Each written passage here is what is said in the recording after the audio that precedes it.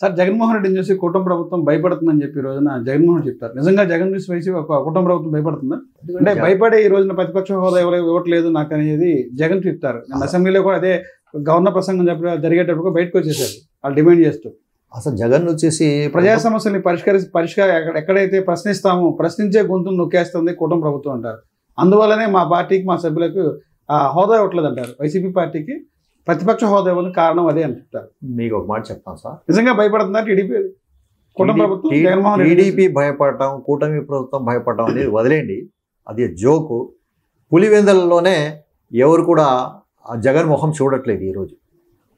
ఆ టైంలో ఏదో ఓట్లు రిగ్గింగ్ చేసి గెలిచేశాడు ఎమ్మెల్యేగా గెలిచిన తర్వాత అతనికి ఎమ్మెల్యేగా ఓటు వేస్తానికి అతని నియోజకవర్గ ఓటరు వచ్చి ఎంతసేపు పోలింగ్ బూత్లు నిలబడ్డాడో అంతసేపు కూడా ఇతను అసెంబ్లీలో కూర్చోవట్లేదు. వాళ్ళ సమస్యల గురించి చర్చిస్తానికి, వాళ్ళ సమస్యలపై మాట్లాడటానికి ఓటరు లైన్లో నిలబడి ఎంతసేపు అయితే ఓటేస్తానికి వెచ్చించాడో ఆ సమయం కూడా అంత సమయం కూడా వాళ్ళ కోసం జగన్మోహన్ రెడ్డి వెచ్చించటం లేదు. ఇది ఈరోజు విడ్డూరం.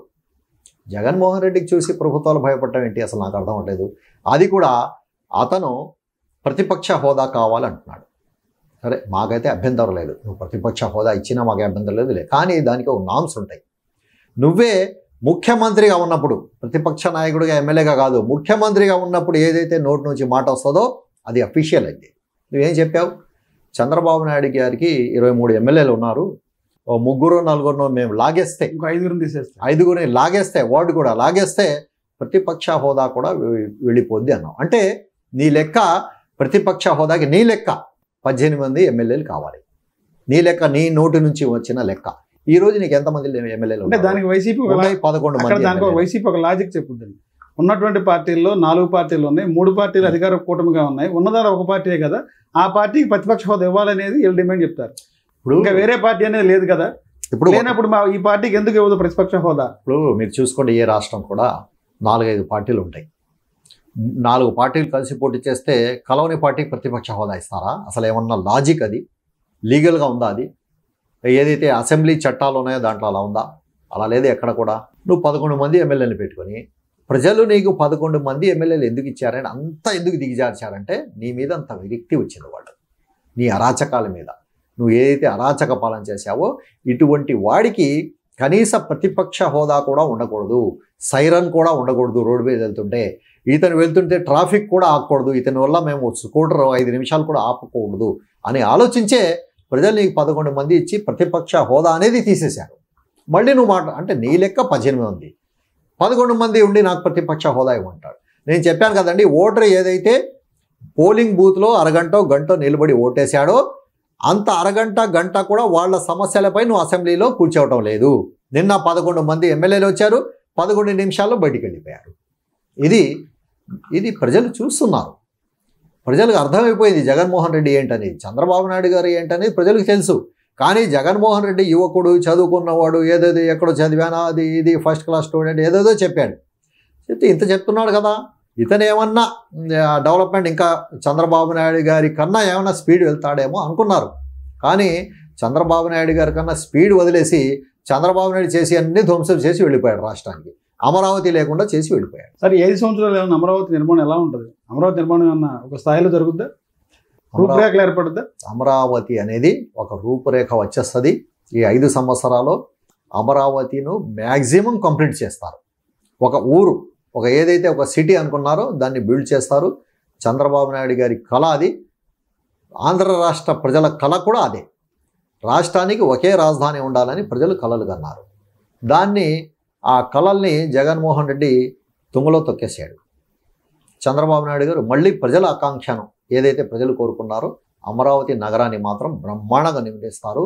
ఏదైతే హైదరాబాద్లో సైబరాబాద్ ఏరియాను చంద్రబాబు నాయుడు గారు నిర్మించాలో అలాగే ఈ ఆంధ్ర రాష్ట్రానికి బ్రహ్మాండమైన ఒక సిటీ అమరావతిని ఈ 5 ఇయర్స్లో కంప్లీట్ చేస్తారు. సార్, వక్ఫ్ బోర్డు ఆస్తులు చూసుకుంటే ఇప్పటి వరకు కూడా చాలా చాలా చాలా చోట్ల ఉన్నటువంటి భూములు కూడా అనేకాంతం అయిపోయింది. కూటమి ప్రభుత్వ అధికారంకి వచ్చింది, ఆ ఆస్తులను పరిరక్షించే ఏర్పాట్లు ఉన్నాయి. దాని మీద చర్యలు తీసుకుంటుంది ఈ గవర్నమెంట్. మీరు ఇప్పటికే వక్ఫ్ బోర్డు కూడా చైర్మన్ వేయడం జరిగింది. మీకు ఒక మాట చెప్తున్నాను, 5 ఇయర్స్ జగన్మోహన్ రెడ్డి ప్రభుత్వంలో అసలు వక్ఫ్ బోర్డు ఉందో లేదో కూడా తెలియదు. గతంలో అతని నాన్నగారు రాజశేఖర రెడ్డి ముఖ్యమంత్రిగా ఉన్నప్పుడు నిడుమనూరు ల్యాండ్స్ వక్ఫ్ బోర్డ్ ల్యాండ్స్ 39 acres 42 acres ఏదో ఉన్నాయి. అది అమ్మేయాలని ఫైలు చంద్రబాబు నాయుడు గారు ముఖ్యమంత్రిగా ఉన్నప్పుడు చంద్రబాబు నాయుడు గారి దగ్గర వెళ్తే ఆయన పెన్నుతో క్రాస్ కొట్టేశాడు, ఇంటూ కొట్టేసాడు. ఈ ఫైల్ పక్కన పెట్టండి, అసలు ఈ ఫైల్ మీదే ఆయన కొట్టేశాడు, చూడలేదు ఇంటూ కొట్టేశాడు ఆయన ముఖ్యమంత్రిగా. తర్వాత రాజశేఖర రెడ్డి వచ్చిన 2 నెలల్లోనే జియో ఇచ్చేశాడు ఆ సైట్ అమ్మేది. అంటే ఎవరు కాపాడారు, ఎవరు అమ్ముతున్నారు అసలు? చంద్రబాబు నాయుడు కాపాడుతుంటే రాజశేఖర రెడ్డి అమ్ముతానికి ప్రయత్నించాడు. అలాగే ఇప్పుడు చంద్రబాబు నాయుడు కాపాడి ఈ ఉమ్మడి ఆంధ్ర విడిపోయిన తర్వాత వెళితే ఈ జగన్మోహన్ రెడ్డి వచ్చి అమ్మతానికి అలాగే ఎంకరేజ్మెంట్కి పాల్పడిన వ్యక్తి జగన్మోహన్ రెడ్డి. ఎందుకంటే వక్ఫ్ బోర్డుని ఎక్కడ కూడా వక్ఫ్ బోర్డు భవన్ వైసీపీ దోసేసిందా? వక్ఫ్ బోర్డుని ఒక మాట రాష్ట్ర వక్ఫ్ బోర్డుని జగన్మోహన్ రెడ్డి హయాంలో దానికి స్ట్రెంథన్ చేస్తానికి, దానికి బలం చేకూరుస్తానికి జగన్మోహన్ రెడ్డి ఎక్కడ కూడా చర్యలు తీసుకోలేదు. పోనీ ఆ వక్ఫ్ బోర్డు చైర్మన్ని వేసాడా అంటే ఎప్పుడో 2-3 years తర్వాత ఆయన వేసాడు. వేసిన వక్ఫ్ బోర్డు చైర్మన్ వక్ఫ్ బోర్డు ఆఫీసులో కూర్చొని ఎక్కడైనా కబ్జాకు గురైనా కానీ కబ్జాకు గురయ్యే పరిస్థితి ఉన్నా దాన్ని కానీ ఎక్కడైనా ఆయన ఆపాడా? ఎక్కడ అసలు వక్ఫ్ బోర్డునే పట్టించుకోలేదు ఆయన. ఓన్లీ చెప్తానికి ముస్లింల పక్షపాతి అని అబద్ధాలు చెప్పి నమ్మించాడు, ఓట్లు వేయించుకున్నాడు, ప్రజలు తెలుసుకున్నారు. ఇతనైతే అబద్ధాల ముఖ్యమంత్రి, ఇతను అబద్ధాలు వేరే చెప్పడు. చంద్రబాబు నాయుడు మాకు మేలు, మేము తప్పు చేశాం, చంద్రబాబు నాయుడు గారిని దించేసని మళ్ళీ చంద్రబాబు నాయుడు గారికి బ్రహ్మాండమైన మెజారిటీ ఇచ్చేసి జగన్కి అసలు నువ్వు పనికి రావు, నువ్వు ఇంట్లో కూర్చోపెట్టేశారు ప్రజలు. అంటే ఇమాములకి మౌజాన్లకి ఇచ్చేటువంటి అమౌంట్ అనేది ఇప్పుడు కొత్తగా టీడీపీ వచ్చినారు, కొత్తగా పెంచింది అయితే ఏం లేదు. గతంలో ఏ ప్రభుత్వం